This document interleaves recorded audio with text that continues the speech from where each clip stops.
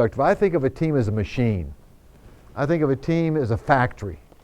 And if I can get the right people in the right place on the shop floor doing the skill that's best for them, the team tends to be more productive.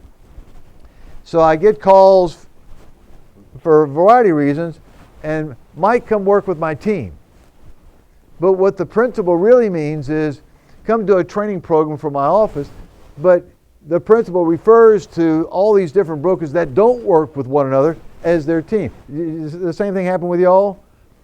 Y'all are 12 different brokers that don't work with each other, sometimes working completely different products. But when I first get the call, Mike, come work with my team. And I say, am I working with your office, or is this one team with all different brokers? Well, okay, we'll call it a team, but it's not a team. It's an office.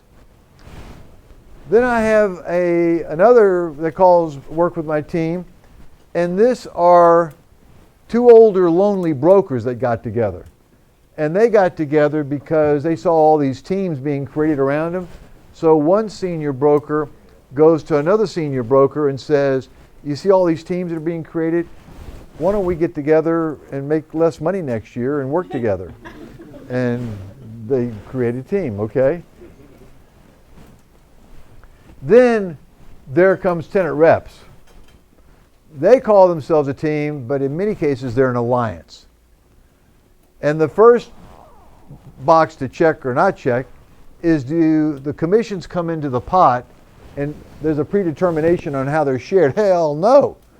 And then I said, well, then you're an alliance. They work together, but then they have a marketing person and an analyst that they share 1/5 of that expense.